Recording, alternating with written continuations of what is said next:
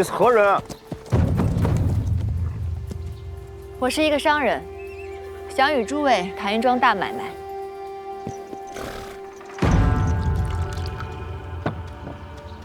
看你们的打扮，不是绝北铁骑，而是猎户牧民吧？啥意思啊？看不起我们？我并无此意。大唐乃礼仪之邦，对他国更是包容并蓄。各位只抢物不伤人，可见不是杀戮之辈，只怕是因家中无粮可吃，不得不这么做。你到底想和我们做啥买卖？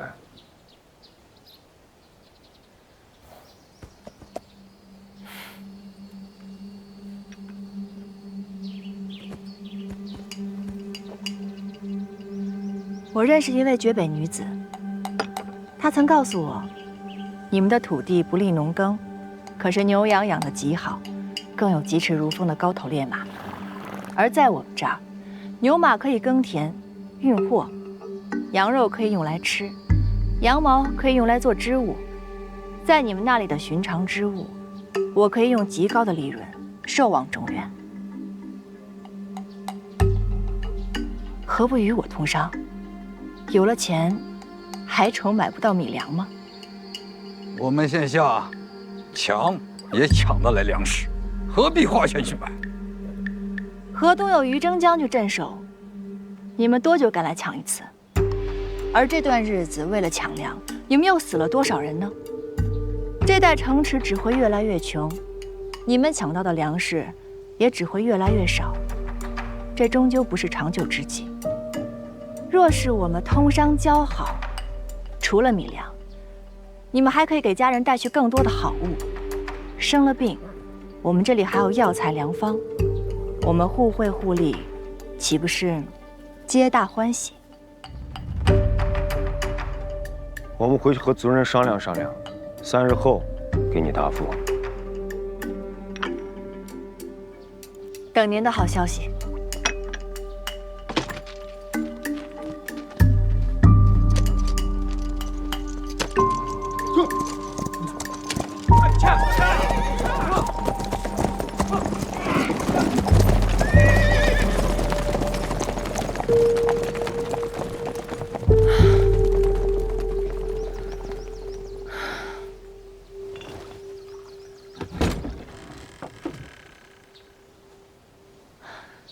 他们走了，各位出来吧，安全了，可以出来了。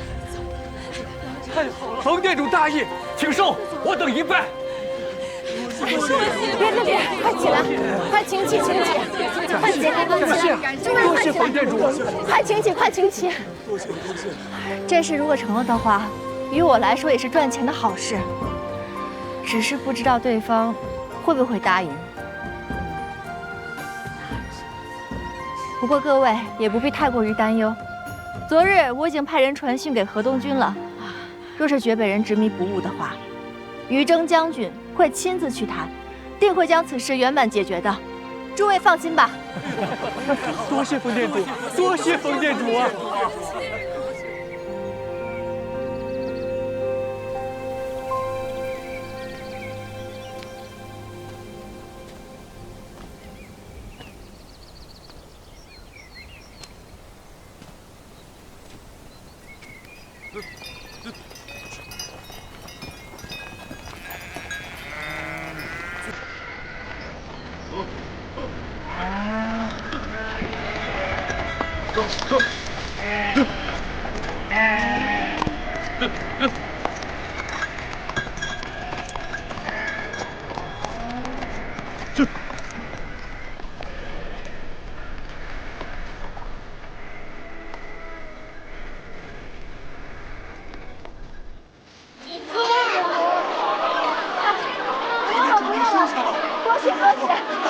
不必客气，你们的心意我都领了，东西我不收了啊，不收了，真的不用了，感谢，真的不用了，别客气啊，真的不收了，多谢。冯店主，多谢。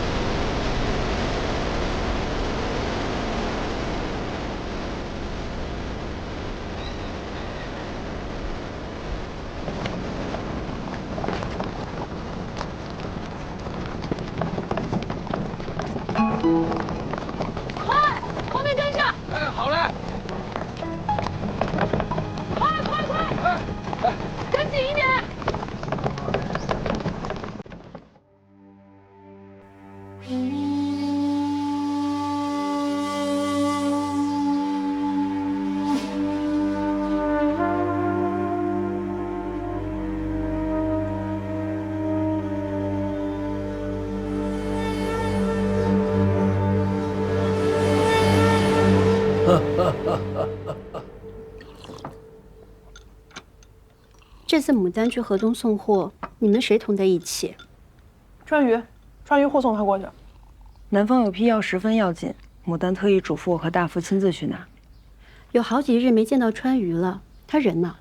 牡丹让川渝去办事了，不算算日子，明日也当回来了。药行送的拜帖，有何事啊？药行行头见咱们的生意越做越好，打听到我有一个得力的侄女相助，便想让我撮合牡丹和他家大郎。小姨没跟他们说牡丹失了夫君的事儿啊？我说了，可人家不介意，夸牡丹贤能，说若能结亲，一定不会亏待。不过我看牡丹今日神采奕奕，或许她已经放下了，重新开始，倒也不是坏事。若是牡丹当真放下了，韩一杰也不会逼着我们孤身去祭奠了。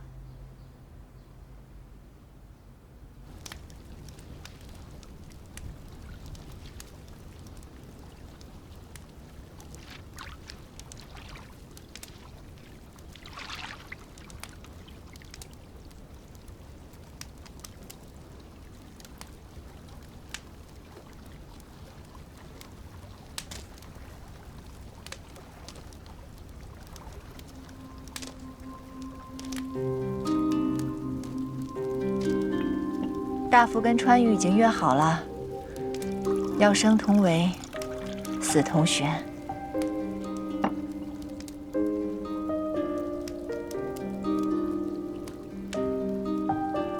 川渝终于开窍了，我又了了一桩心事。不过，蒋大山是谁？我可没有这么难听的名字。那你还给我起名叫蒋小花呢？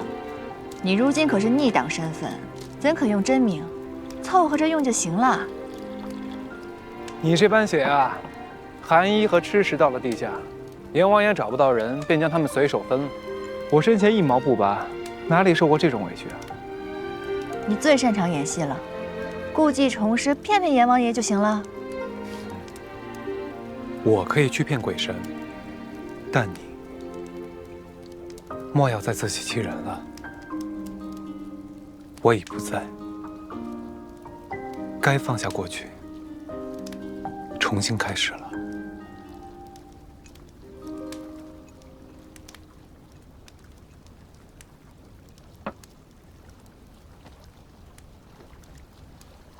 我呀，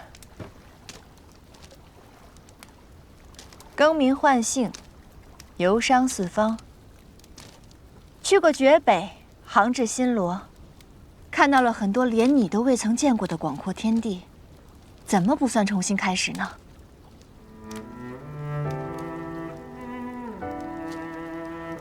我今夜在此，便是因为你心有执念，割舍不下。你忘了吗？在花船上你曾说过，即便我不在了，你也能好好过活。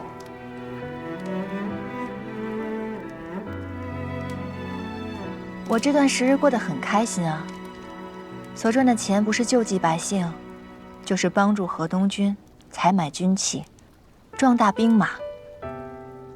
我从未辜负自己心中宏愿。可此刻，我眼前的你，并不好。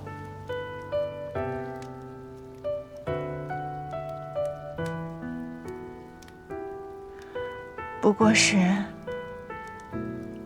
夜深人静，有些伤感罢了。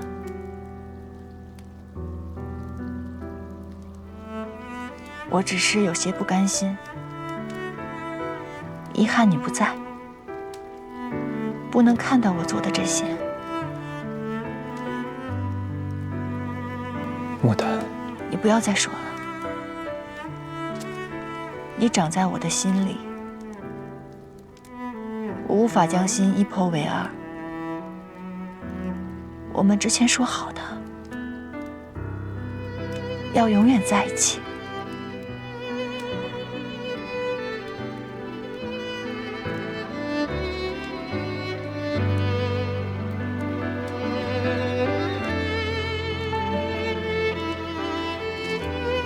别走。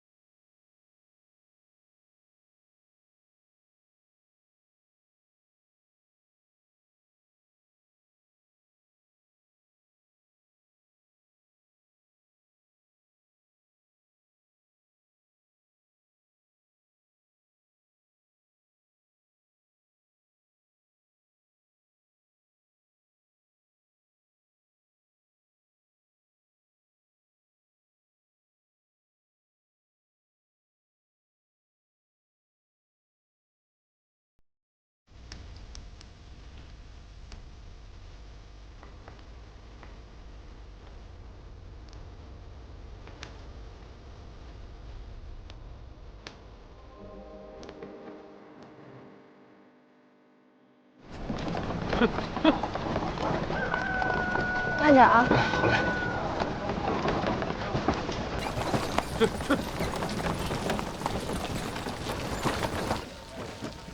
店主，货到了。来了！哎，杜县令，这位是冯店主，他是来小店送货的，过锁、契约都齐全的。我知道他是谁，大名鼎鼎的冯店主。不敢当。杜县令，您看这外面人来人往的，您有何赐教？不如我们进屋谈。店主爽快，走。杜县令，请。店主，您安心带着我的伙计卸货便是。好。川渝。卸货。冯店主见多识广，想必知道，不管是哪家商贾经我张县，都要留下孝敬。略有耳闻，只是今日前来，只带了2车皮货，这点钱，连您身上的披风都买不起。送完这一单，店主还要北上，其他的货物都在漳河码头存着呢。县令还真是有备而来呀！让你的伙计走一趟，不管是取现钱还是拿货底，不留下500贯，可走不出我漳县。何须劳烦县令，我早就为您准备好了礼。川渝。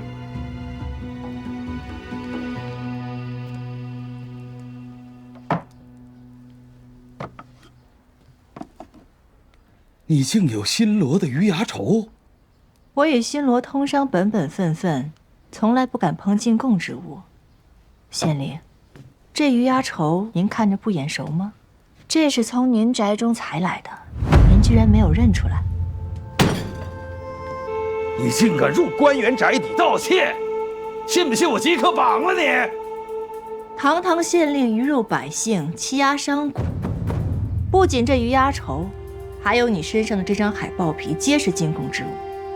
当然，我还有你很多的证据。若是今日我出不了城，我的手下便会将这些全部都交出去。你可知，我京中有人小心引火上身呐。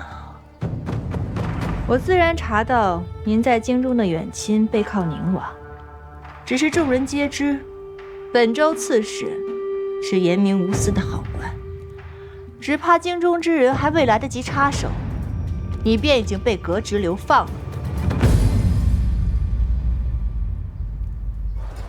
可将证据都呈交刺史了。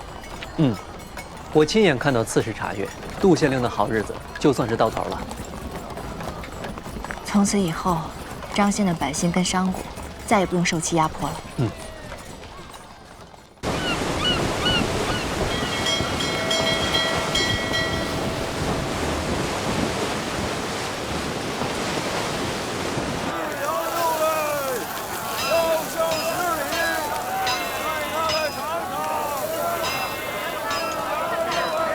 天阴越黑的，估计一会儿就要落雪了。我们给大夫买好枣以后，赶紧回吧。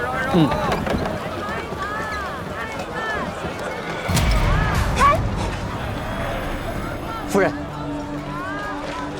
我在原地等你，速去速回。是。当心自身啊！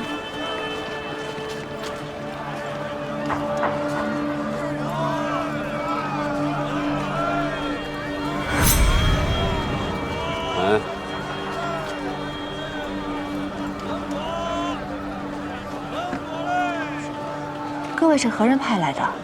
故意制作我的人，是想要做什么？你怎会知道？谋财之人放着我的钱包不偷，为何要偷我的定情信物呢？既察觉到来者不善，为何还让你那小护卫去追啊？你们的目标是我，一计不成，还会有第二计的。蒋娘子确实聪慧过人，可惜了。你若不想血溅当朝，就老实的随我们走。走。左边。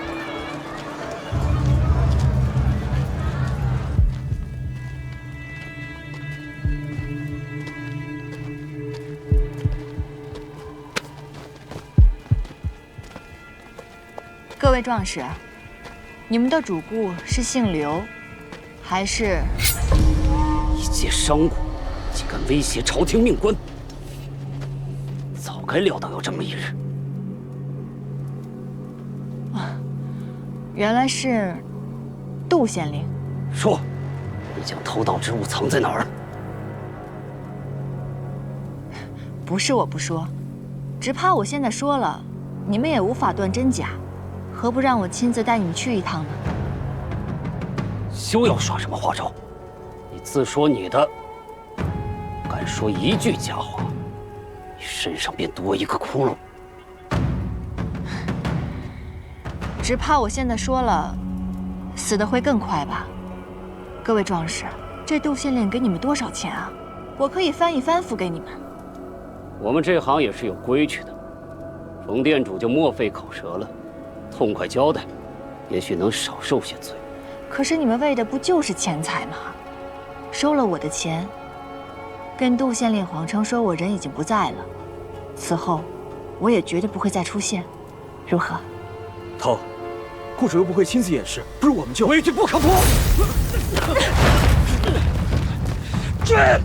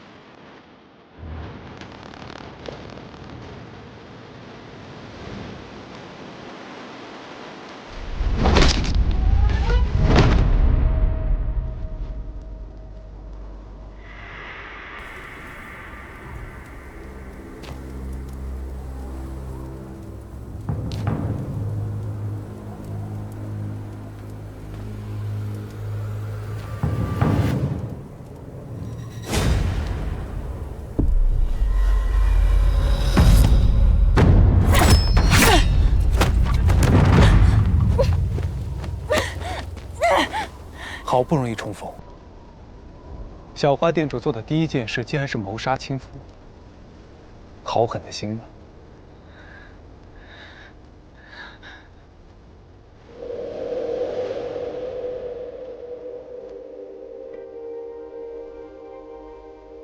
许久未见，身手竟然变得这般了得，跟川渝学的。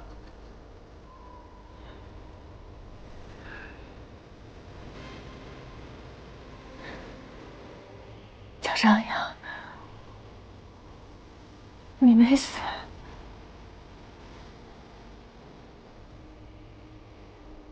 我没有在做梦。对，我没有死。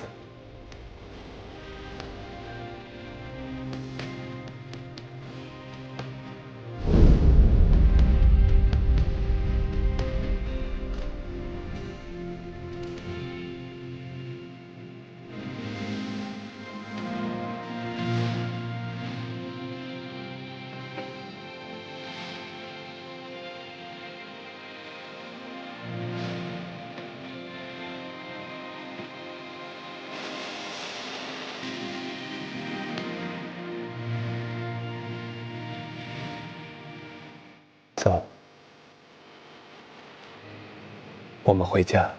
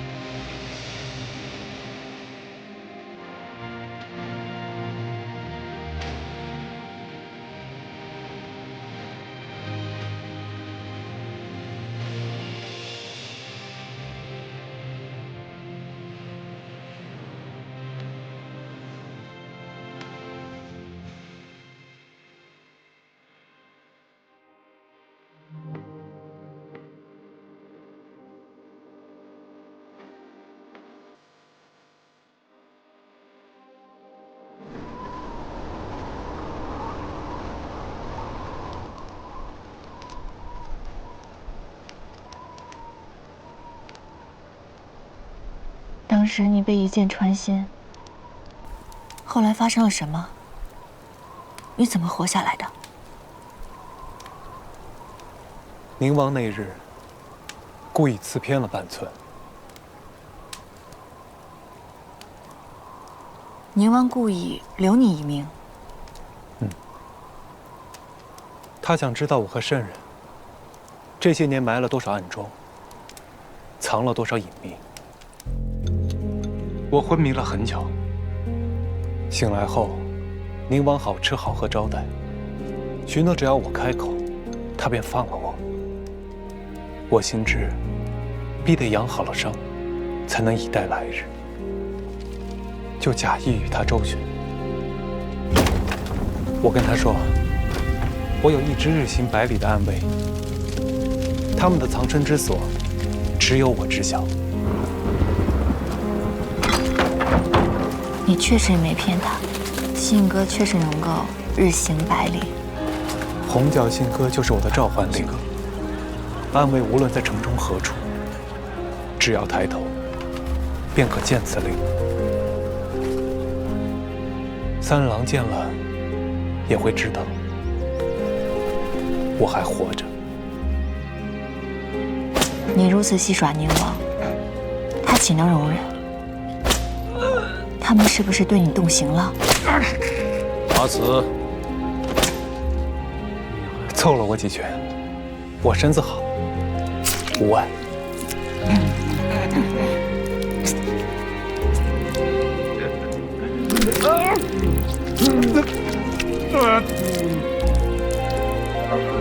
没几日，三郎寻了个由头，请宁王入宫。芸娘他们趁府中群龙无首，暗夜潜入，把我救了出去。我将手下的人收拢去其后，即刻启程去往了河东。得知你竟不在萧家，而去找了小姨，我便马不停蹄的来迎你了。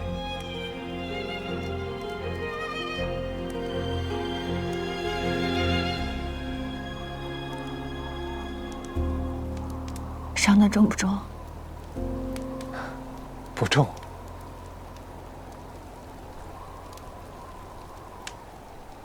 你的胸口被洞穿，险些丧命，后又遭受拷打。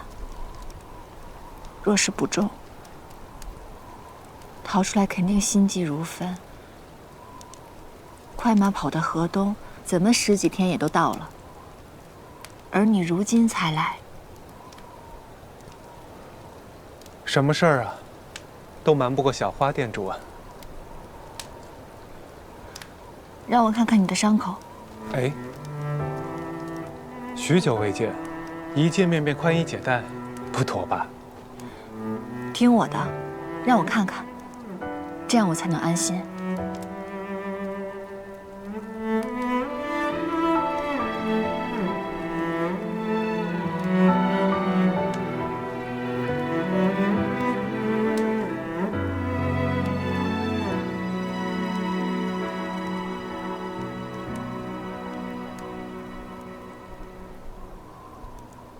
都过去了，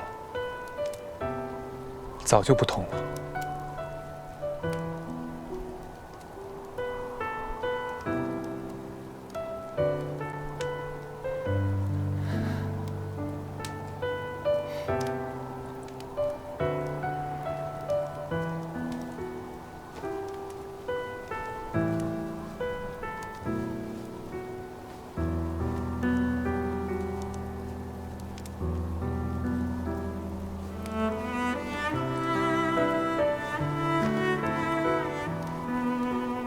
那时啊，我心里想着你，想着我们终有再见之时，便一点也不难挨。倒是你，亲眼看着我咽气，那段日子，定十分难过吧？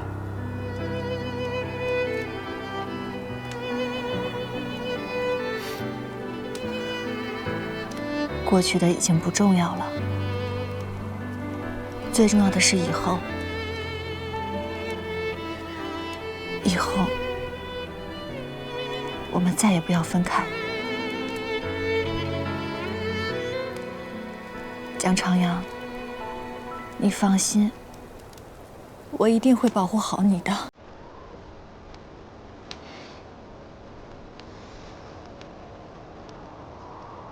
为夫啊，如今身无分文，还带着一群暗卫，日后真的得靠娘子养了。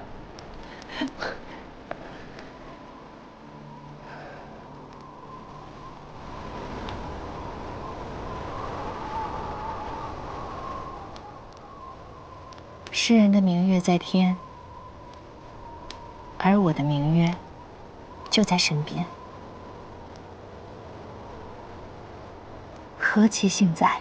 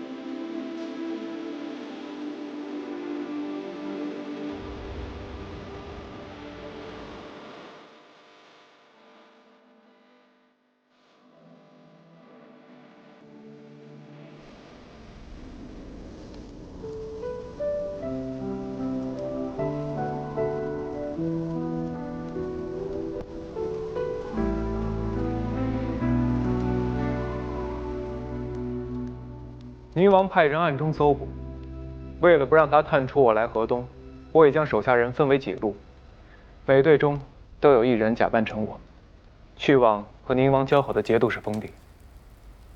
你想以此扰乱宁王的注意，引他怀疑盟友，这是其一。我这些年探出各方节度使许多不可告人的私隐，都是和宁王交好的人，没有你的。我和家父又不怕人查。这些证据，足以让朔方范阳内乱，到时候他们同时操戈，便无暇出兵相助宁王了。怪不得家父总夸你，随之果然诡诈，多奇迹。将军除了兵术，也该看看其他的书了。禀将军，冯店主求见。快请。是。于将军，货都已经清点入库，冬日渐冷，将军还需何物，尽早告诉我。河水冰封前，我还能再用一次。随之出逃那日，他派人去宁王的军器库，把库存都记录了下来。我对照宁王的军力拟了个单子，上面有一些难得之物，劳烦夫人了。将军放心，我一定全部为您寻来。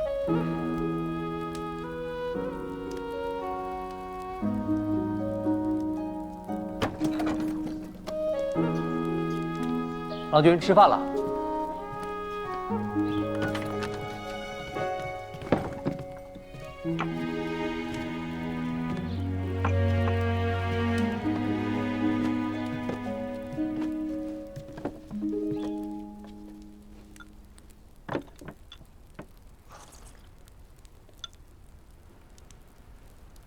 都重逢数日了，怎么还这样看着我？从前和盛宴比武，我们总是打平。可最后这次，他为郎君拼了命，而我却没有保护好夫人。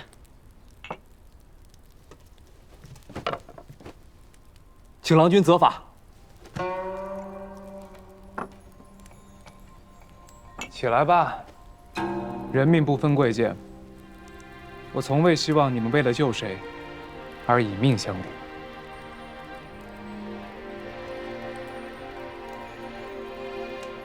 快点起来吧，你如今是我的准妹夫，也是蒋朝阳的连襟，不许再说这么见外的话了。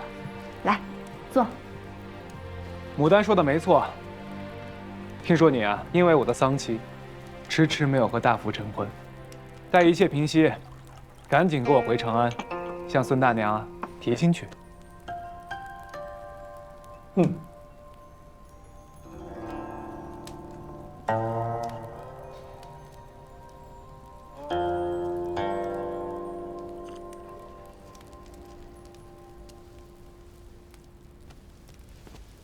太凉了，晚上热心的给你吃。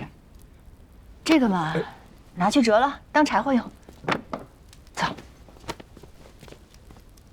别想蒙混过关。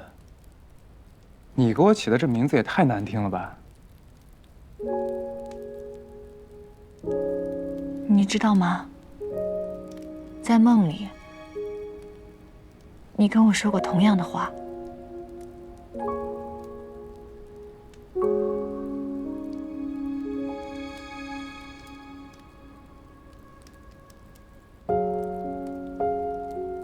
我常入你的梦里吗？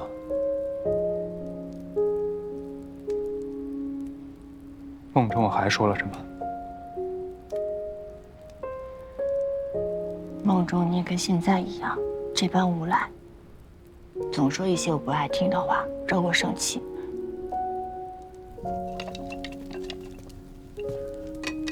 他们人呢？哦，两位娘子，川渝去库房送货了，店主我没见着。听说他一回来，冯夫人就哭了一场，然后店主就回房了，没再出来。哦，有劳了。莫不是去了河东，勾起了伤心事？走。我每次梦到你，你总说让我把你给忘了。我说好啊。让我把你忘记可以，那你把我的心挖掉，因为你已经长在了我的心里。只有把我的心挖掉了，我才能忘了你。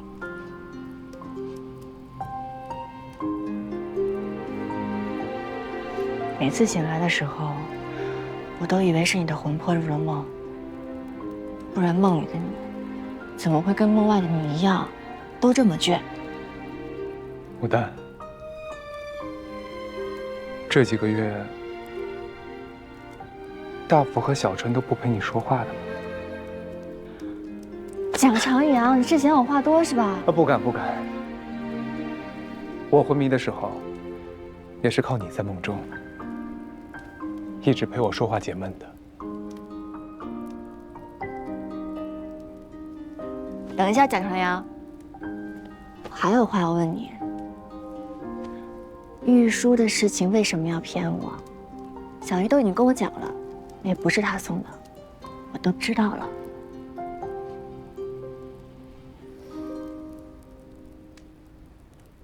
牡丹，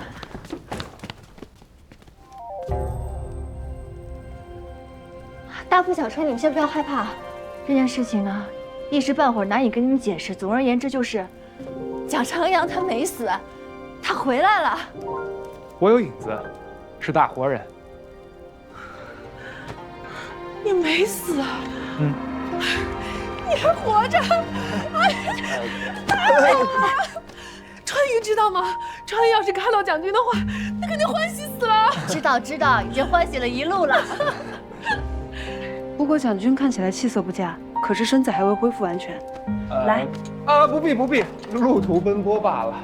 对啊，蒋长阳，你一直跟我隐瞒你的伤情。大福，擒住他！小春，把脉。那个大福，来吧你，我也来帮忙。川渝你。好好扶住你们家郎君啊！川渝，他没死。冬庆日快到了，军中忙于操练，事务繁多。我决定暂停1年，待解除心腹大患，再办不迟。冬庆日设立之初，本就是为彰河东军奋勇杀敌，保卫边疆之功。如今大将军离世未满1年，更应大办，以示纪念。家父从不在意身后的虚名，只要河东百姓富足安乐便可。百姓不知朝局凶险，大将军深得民心。可冬庆日突然不办了，只怕大家会多心。况且，当初送河东军回封地时，宁王便派了探子监视，如今人还藏在城中。河东有此异动，宁王必会起疑。你说的在理。冬庆日一切照旧。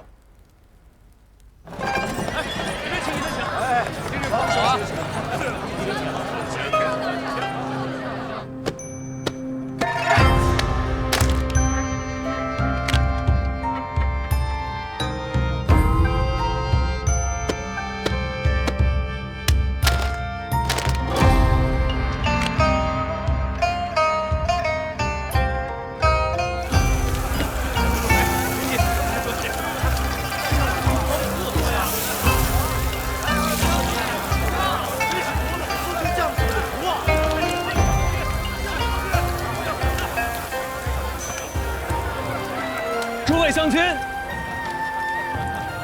今日冬庆，在此向大家道个福，我们共饮此杯。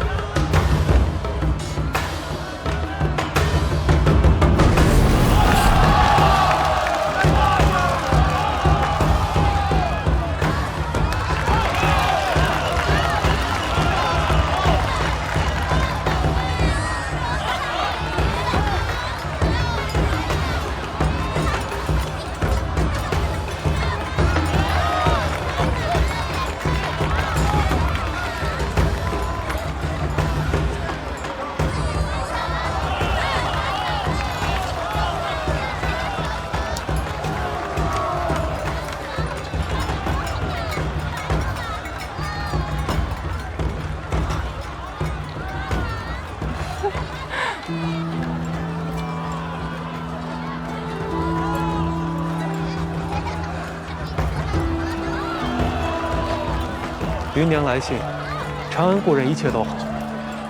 离信如今也变了，在朝堂上学会了量力而行，不再与宁王的人硬碰硬。表兄幸而被打晕了，否则也难逃屠戮。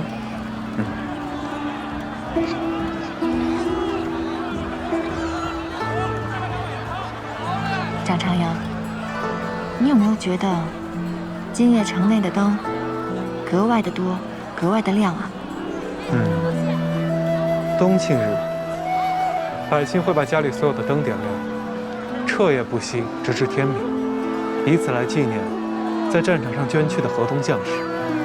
这样安宁的日子，也不知道还能持续多久。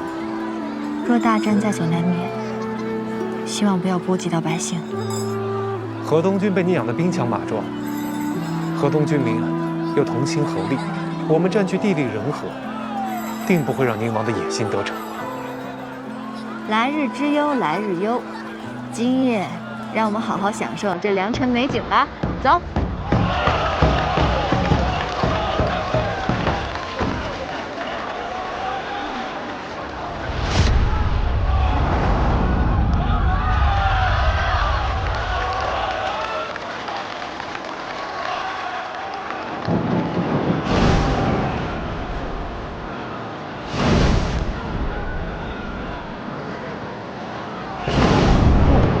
别怕。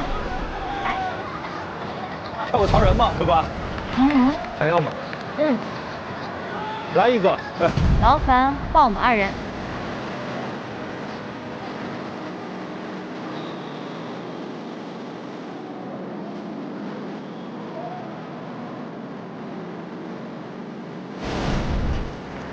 没事儿。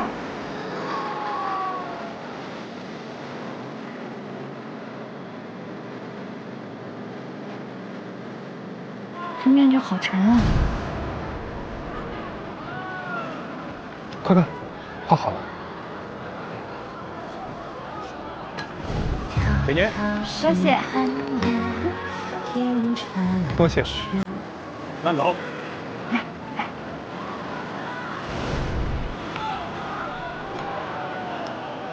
这里没人，可以把面具摘下来。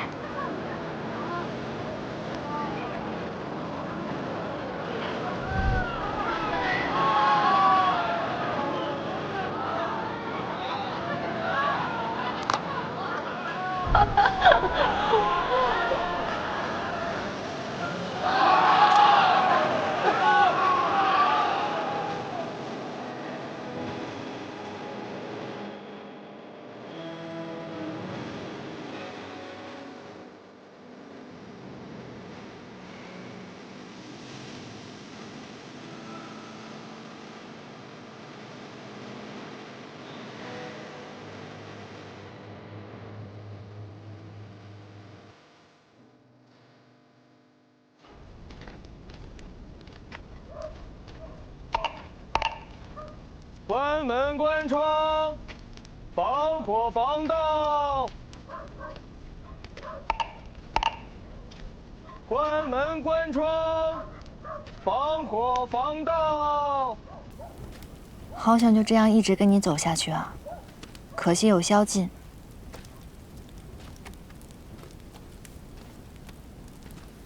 有了这个，进不了我们。不过你明日要回济州，彻夜不眠，会不会太累？难得一次嘛，而且路途漫漫，我可以在车上小憩啊。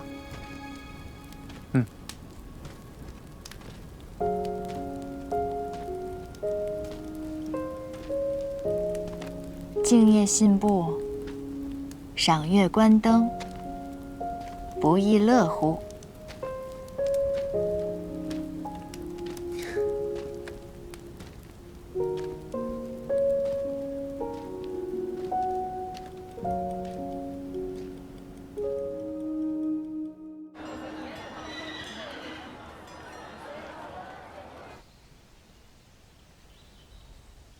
蒋长阳还是去了河东。这朔方和范阳的内乱，也是他挑起的。看来他跟于征是要对本王不死不休了。如今这河东的兵力不容小觑，大王还是要早下决断。范阳、朔方离河东虽近，但兵马却没有河西充足。到了用萧家这步棋的时候了。这河西一方出兵，只怕胜算不足。剑南虽远，但其节度使愿为大王效忠，不若给他一个立功的机会。好，传信下去，不必再等。这最后一步棋，该落子了。是。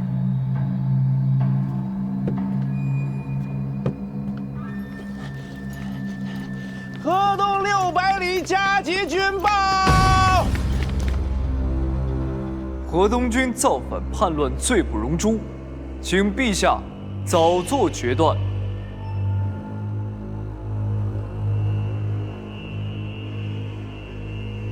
陛下，本王愿带兵亲征，不荡平贼寇，绝不归朝。下官愿随大王共赴战场，请陛下应允。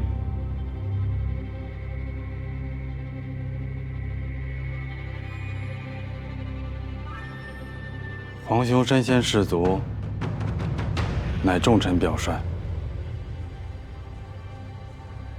朕就在长安，等着你凯旋了。臣绝不负陛下所望。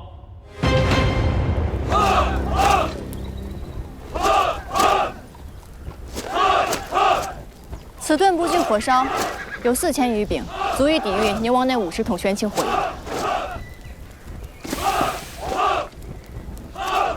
将军您看，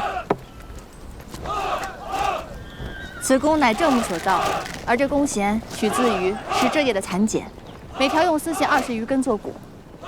还有什么是夫人寻不到的？河东军有你相助，实乃大幸。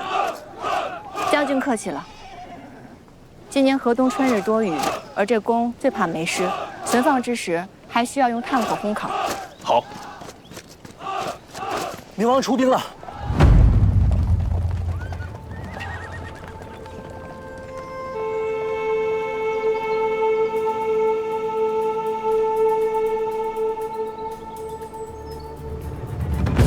战场之上，一定要小心。放心吧，我会保护好自己的。那是近战，你武功虽好，但千万别逞强。等我回来，回来就成婚。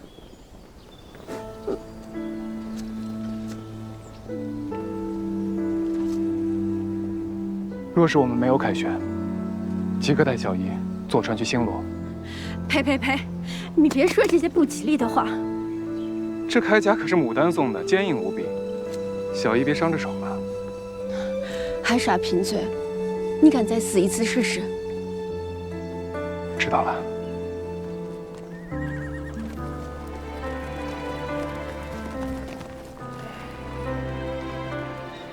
以前你什么都谈，就是不谈生。如今有我，你该当贪生怕死了。知我者，牡丹也。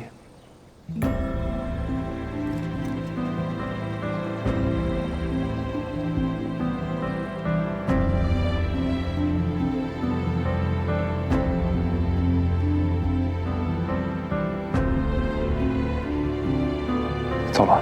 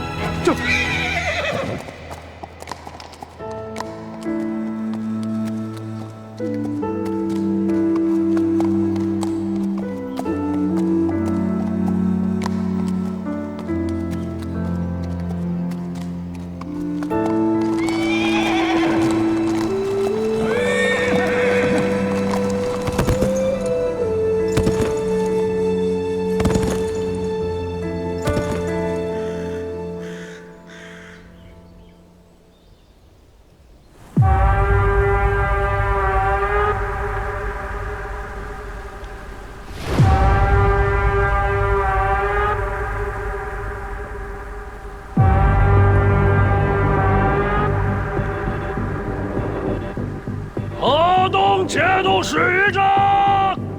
河东节度使于政！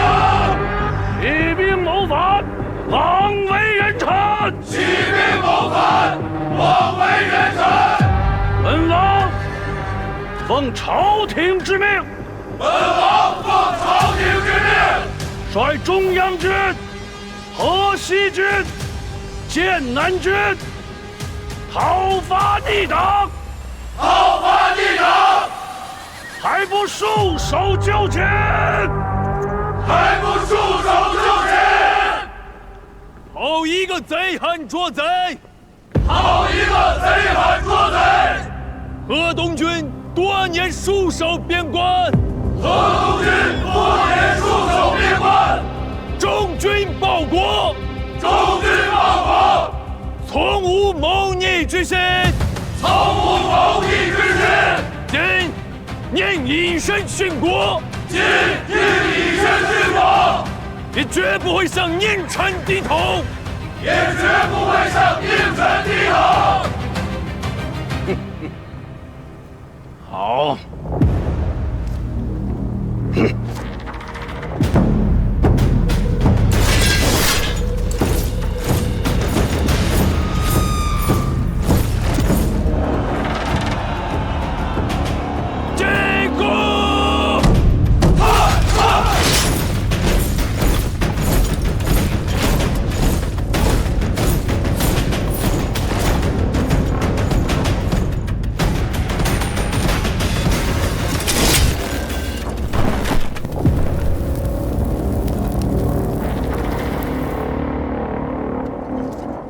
放箭！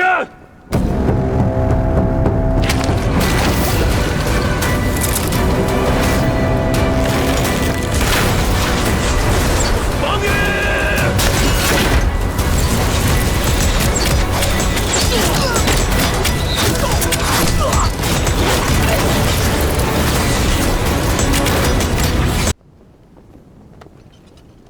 放箭！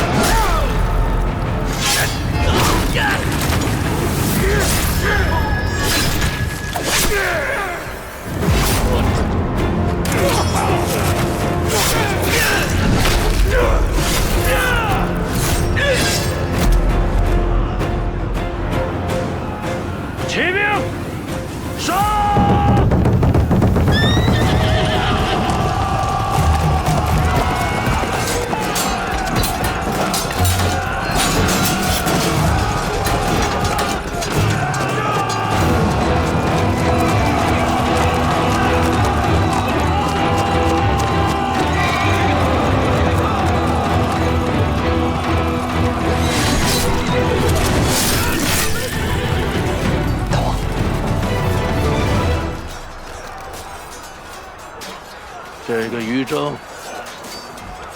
看来真是得到了于场的真传啊！区区5万将士，能撑到此时？哼！加火药！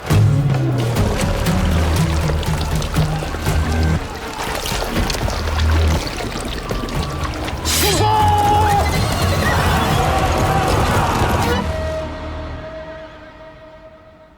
甫一开战，便派出上百名弩兵。中央军的火药消耗比我预想的更快。照此趋势，宁王那50桶火油，一入夜便会用完。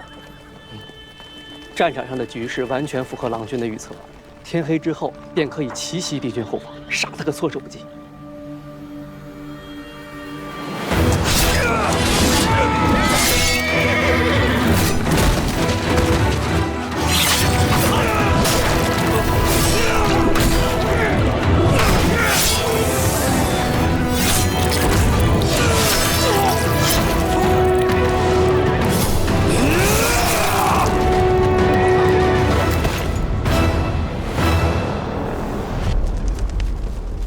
夫人，中央军发射的火箭比预想中的更急更快，郎君今夜便会带兵发起突袭。看来成败在此一举了。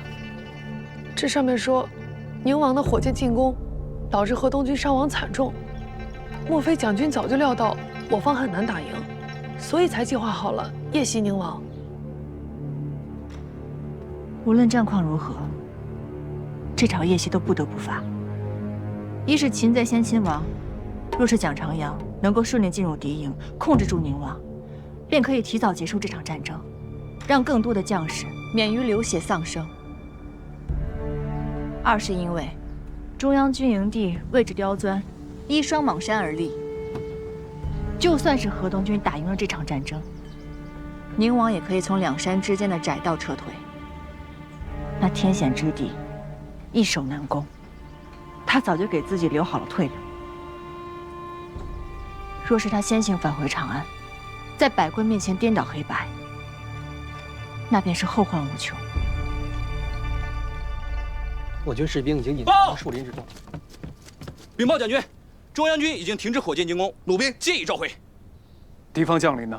禁军统领和2位节度使仍在阵前带兵进攻，宁王已在护送下退至阵地大后方。退得正好，还没入夜他就不观战了。看来宁王真觉得自己势在必得。整顿军器，牵战马来。是。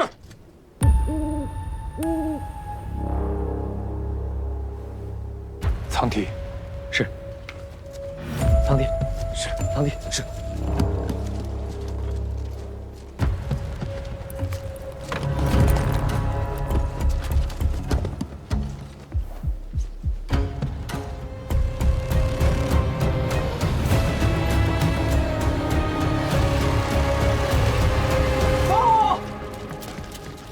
将军如何？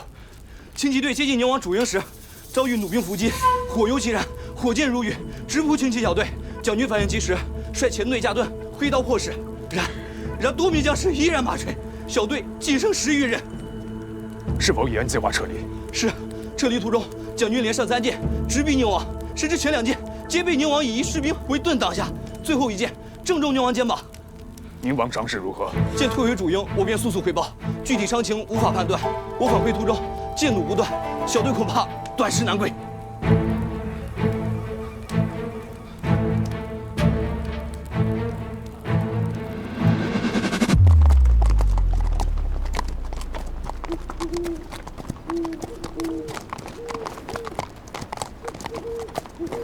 后面的跟紧点儿。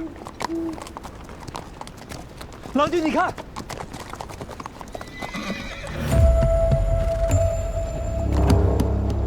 加紧回营，撤！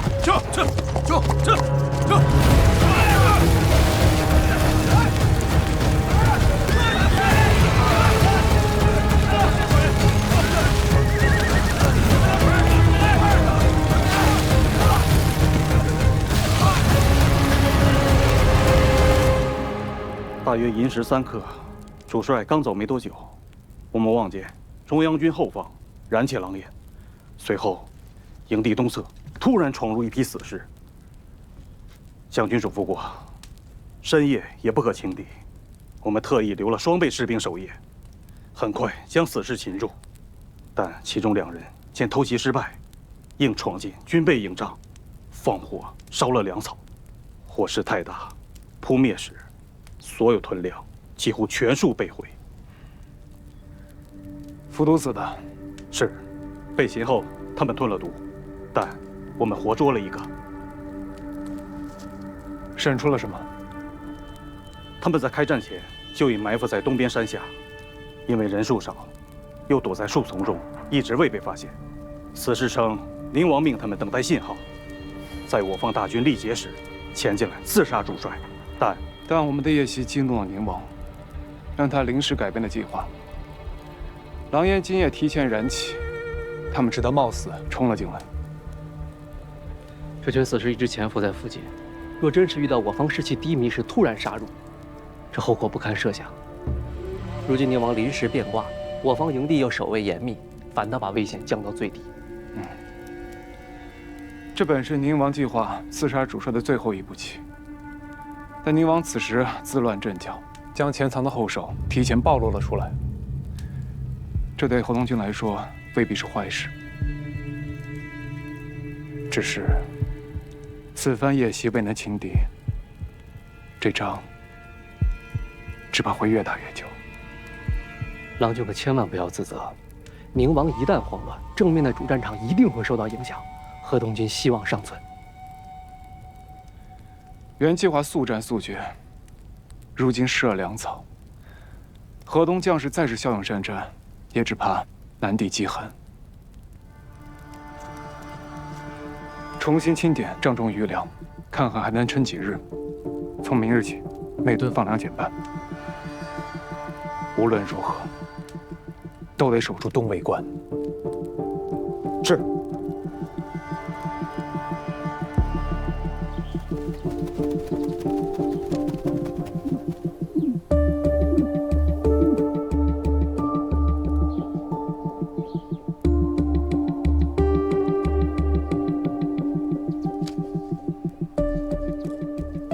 夫人，郎君交代过，若意外发生，要带你们尽早离开河东，去往新罗。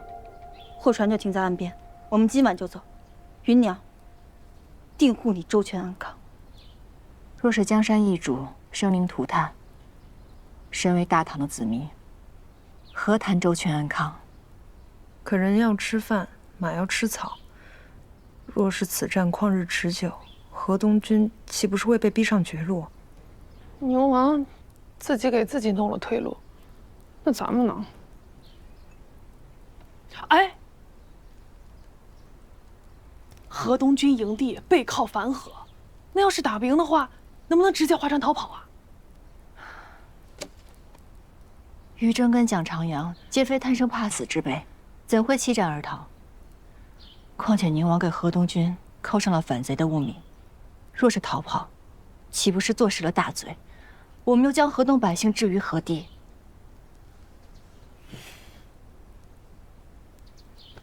河东军早已做好了战死沙场的准备，又怎么会提前准备好船只呢？我们有货船，我们的船可载千斛，若是装上粮草，给河东军运去，难道你想横渡樊河？可营地位于樊水西南岸，想要渡河，需逆流而行。樊河宽阔，水流湍急，若是遇上暗礁水浪，可能会命丧水中，尸骨无存。可若是能够成功渡河，为河东军蓄上粮草，那么此役的胜算便会加上几分。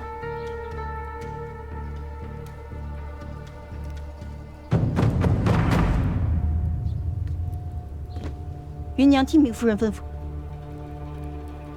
那我这就去清点库中囤粮。我也找伙计，把货都搬船上。等等，这些还不够。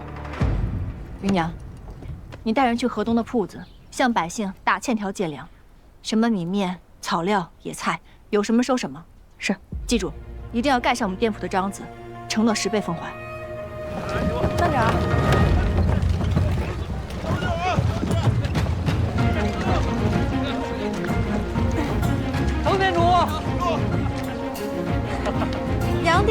您怎么来了？这是我院长家里的渔船，虽不大，也能装上10几担粟米。另外呢，北方寒冷，将士们风餐露宿，易感风寒。我带了些汤剂丸药，送给河东军，以备不时之需。樊水汹涌，渡河艰难，您的好意我心领了，还请不要再冒险了。无妨。冯店主，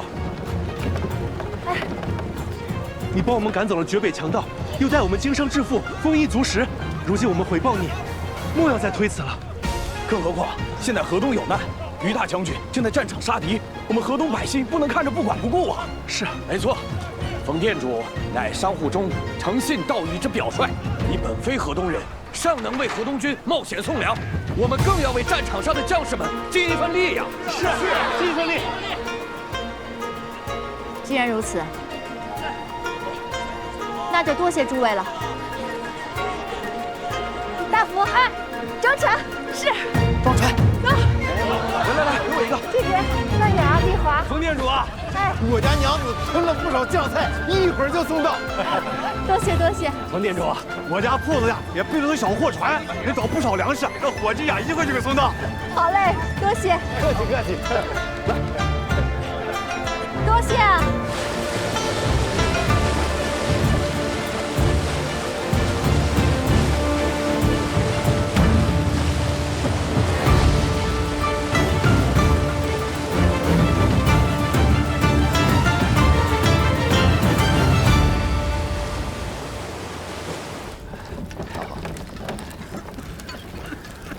郎君，宁王的火箭源源不断，咱们这连米汤都要喝不上了。这样下去，通知轻骑兵小队，整顿军器，1刻之后集合。您要亲自上战场？郎君，您常年蛰伏于长安，从来没带兵打过仗。带兵打仗我比不过于震，但我有功夫在身，能杀1个敌人就是赚1条命，杀2个就是赚1双。郎君，夜袭之计已然失败。于将军还在阵前杀敌，我怎能躲在营地里做壁上观？谢谢。属下明白了。报！营地后方反水上发现可疑船只。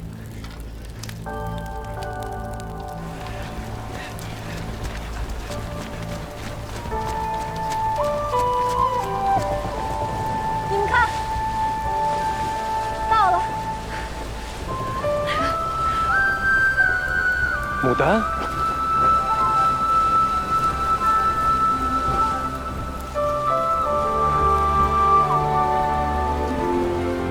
这些粮食里有米有面，还有河东百姓做的酱菜，够将士们吃上2、3日的。若是不够，我再想办法。辛苦你们了。告诉将士们，河东的百姓跟他们同在，让他们不要灰心，大家等着他们大胜而归。这是什么？辛苦啊，不辛苦，冯店主。大福，杨店主这小渔船没有遮挡，若是遇到水浪冲撞的时候，这些粮食肯定会受潮。这样，你回店里将我们之前存放的绝北火浣布取来盖上，这样可以帮助粮食防水防潮。若是船只晃动，不小心打翻了灯油火把，也可以防止火焰烧到粮草上。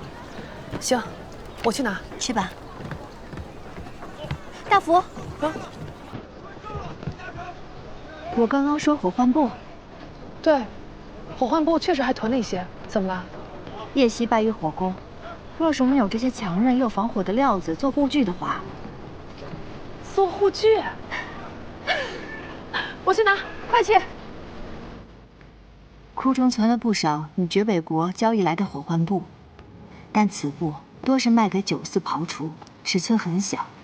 我便带着河东百姓们，连夜将布料拼接，缝制成宽阔的作战斗篷，还为战马做了面帘、当胸，专门用于应对火攻。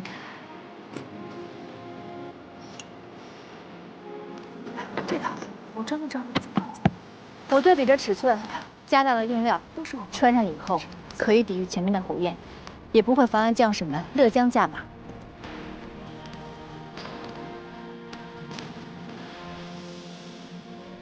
下令整顿营中未受重伤的骑兵，准备2次夜袭，点燃火把靠近战马，让他们习惯火焰，免得遇到火墙再乱阵脚。是。宁王现在何处？据前线探报，宁王还在营中休养。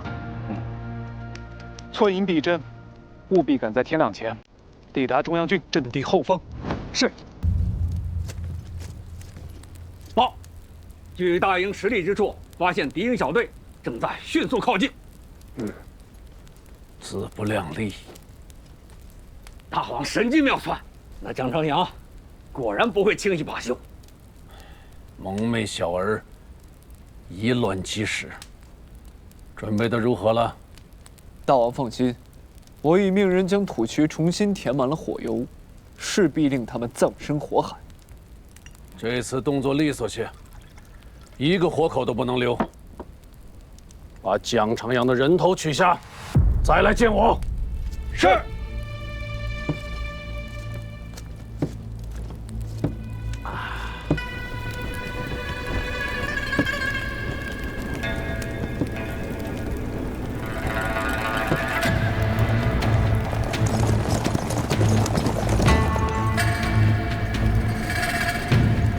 放箭！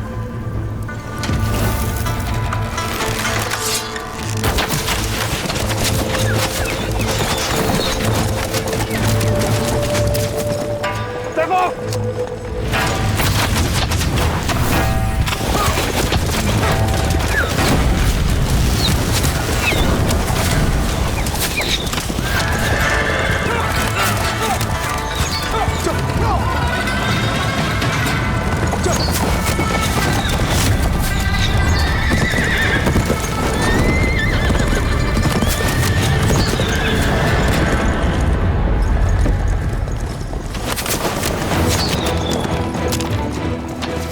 让骑兵来，不能让他们靠近大王。通知金钱将士，马上回来支援。是。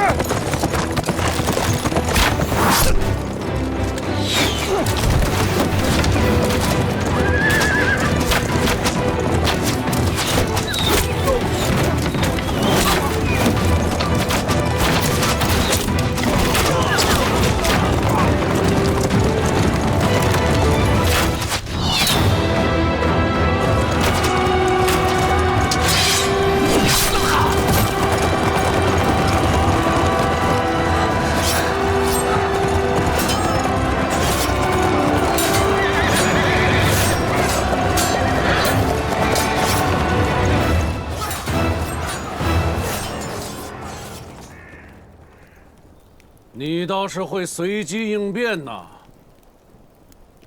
江长阳。你落了我的军旗又如何？河东军不到5万将士，你撑不了多久的。宁王，军旗已倒，联络已断，你又何必负隅顽抗？这些镇守后方的残兵败将早已乱了阵脚，你指望他们能打赢？把你救走吗？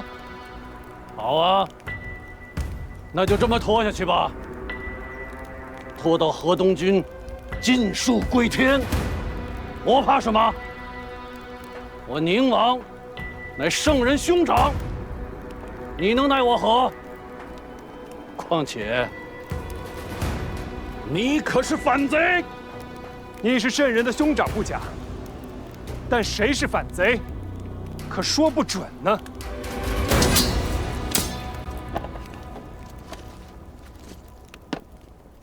圣人敕旨在此，众将士听令。宁王李贤诬辩河东军，残害忠良，蓄意谋反，其心可诛。河东节度使于真奉旨捉拿反贼，阵前抵抗者皆视为同党，就地斩杀。宁王才是真正的叛国罪人。此役之根本已然扭转，一切都结束了。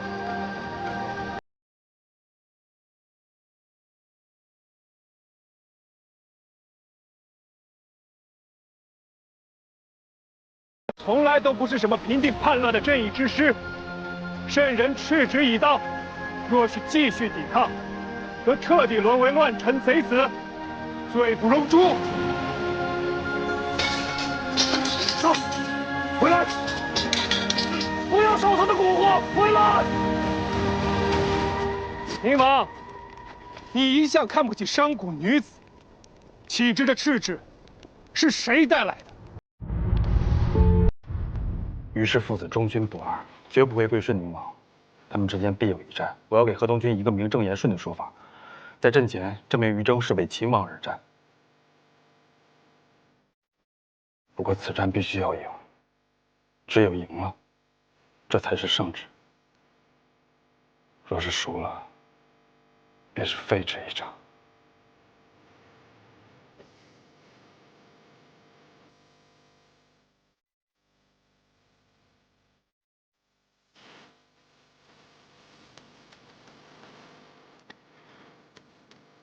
茶花开得真好，这里的杜鹃花也很好看。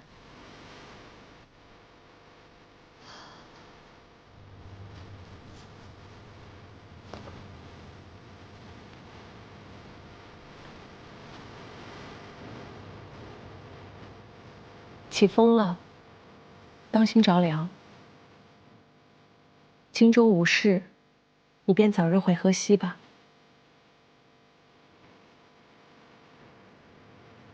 淑妃珍重。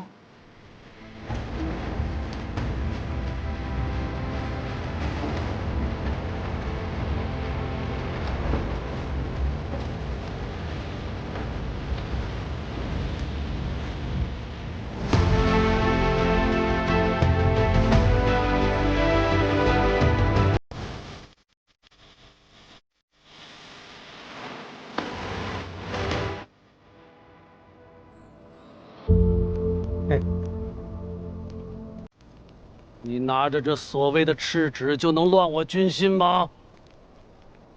这赤旨的真假还未可知。将士们，将在外，君命有所不受，在这里你们要听本王的。江长阳，我就问你，你不到5万的兵马，拿什么赢我？就算你现在把我擒住，河西军、剑南军也不会坐视不管。为了证明他们不是反贼，他们拼死也会救本王的。小儿，记住，最后谁赢了这场仗，谁才是正义。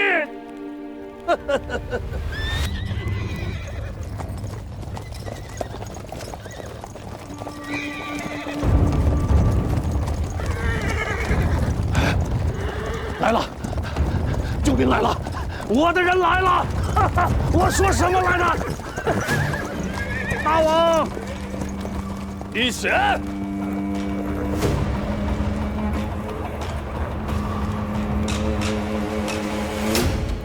看来，正义是属于河东军的。宁王，你不是一直想要我手中的盟友名单吗？今日蒋某向你郑重引荐我的一位重要盟友。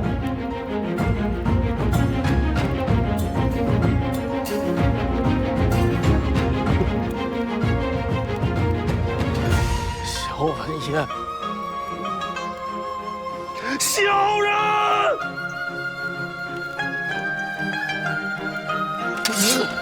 将士们，你们都是中原最强悍的战士。李营和主帅荣辱与共，拿起你们的兵器，和本王一起杀回京城。等大业已成，你们还有你们的后代，将荣耀千秋。宁王，如今你已经不装了，要明目张胆的造反吗？那又怎样？呸！战斗吧，战斗吧！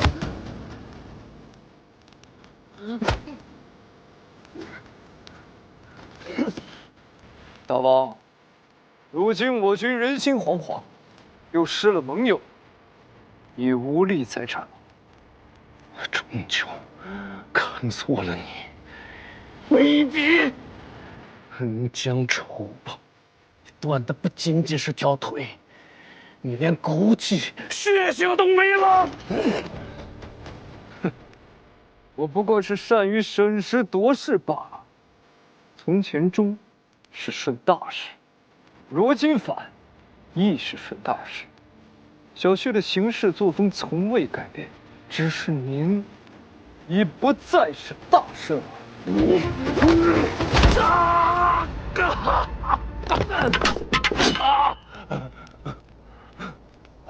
兵部侍郎刘畅自愿投诚请罪。臣自知犯下大错，罪不容诛，也冒死将反贼擒住。宁王结党营私，谋害忠良，种种罪行，下官皆有存证。愿全力配合于征将军彻查此案，将奸佞之臣铲除殆尽，匡扶帝纲。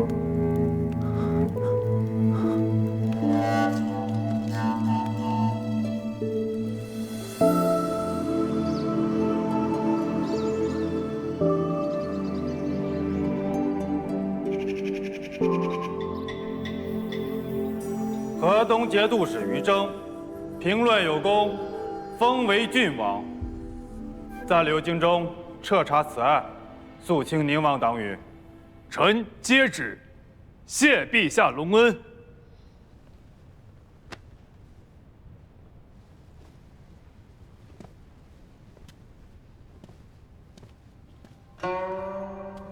兵部侍郎刘畅。罪臣在，逆党爪牙，罪当万死。然朕前认罪，擒敌有功。看在你诚心悔过、戴罪立功的份上，朕愿网开一面，罢职抄家，死罪可免。刘畅，叩谢陛下。陛下。罪臣还有一事相求。讲。恳请陛下宽赦县主。她虽是宁王之女，却从未参与谋逆。李氏皇族子嗣珍贵，县主是陛下的血脉至亲，还望陛下开恩，留她一条性命。我夫妻二人无权无势，无儿无女，不会掀起任何风浪。还望陛下网开一面，彰显天家之仁德。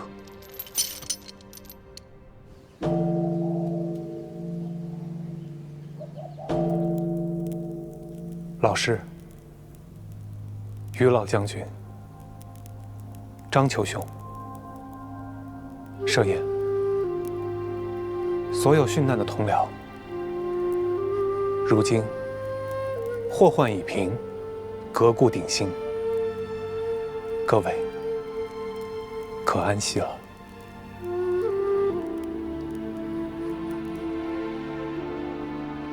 列位的至交，晚辈日后必定竭力守护，还望诸君放心。愿天佑大唐，长治久安。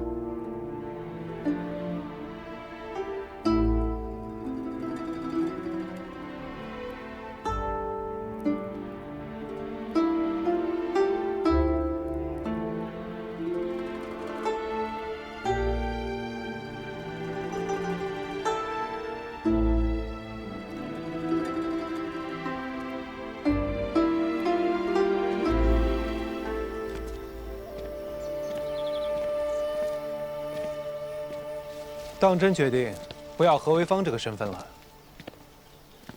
此番经历太过于离奇，如何同外人讲得清楚？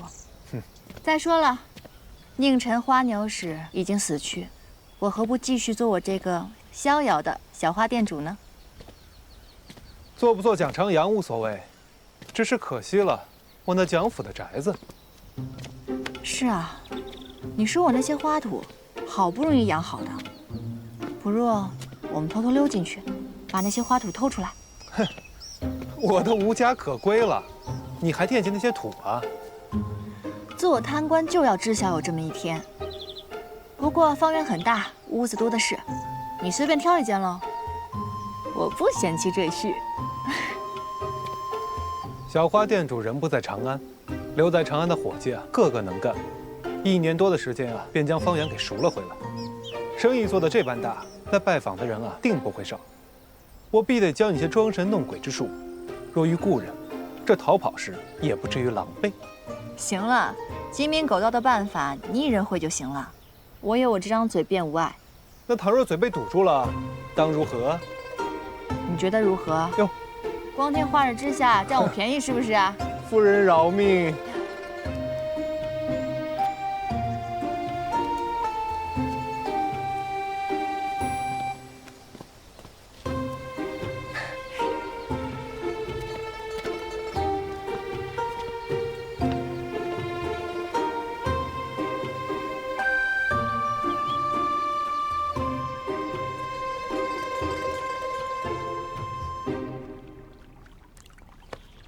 离开长安这么久啊，一直念着宫中酿的桑诺酒。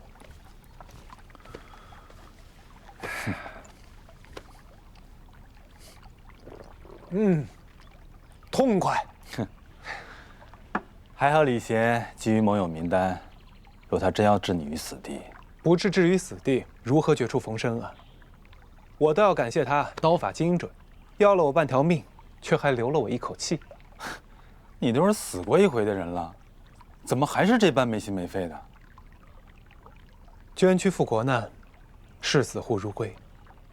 老师的教导，我不曾忘。即便那日真的以身殉道，我亦无怨无悔。陛下不必自责。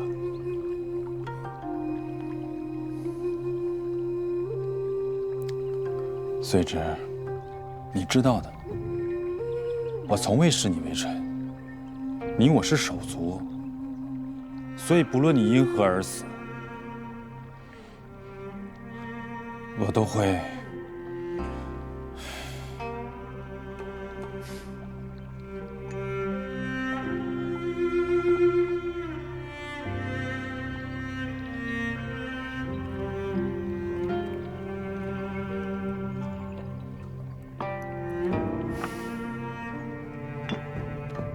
哎，别以为我不知道你打的什么主意，想把我灌多，然后让我允了你的请求。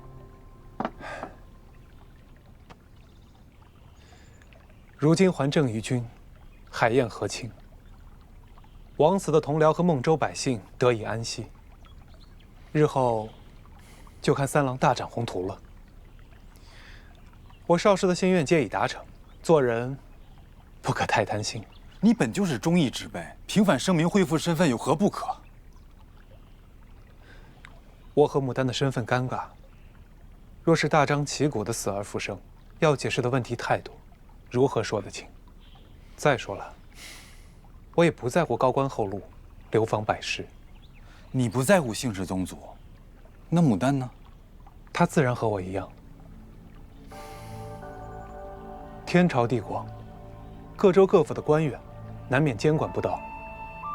牡丹游商四方，我便做三郎的千里眼，定令所经之地无贪官污吏、奸雄恶匪。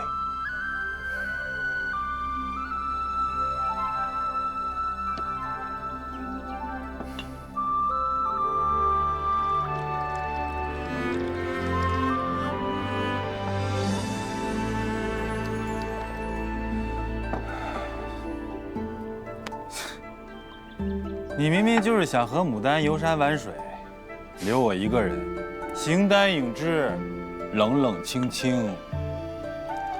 三郎这番话，可敢当着淑妃的面再说一次？三郎，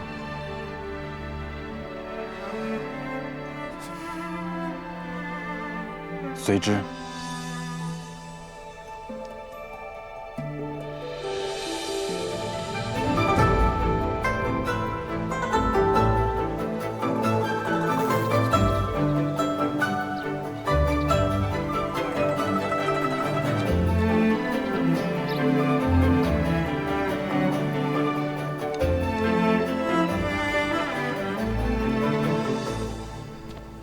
小花店主的店铺都要重开了，怎么还愁眉苦脸的？这离开之事，我还没想好要如何同大家讲呢。不想见哭哭啼啼，不如不告而别。咱们城里的花船偷偷……那怎么行？我们好不容易平安归来，若是这样走了，大家会伤心的。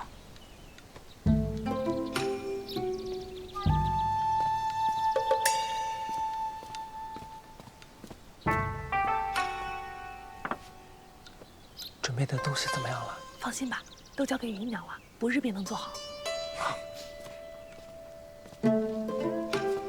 哎，好头，过来过来。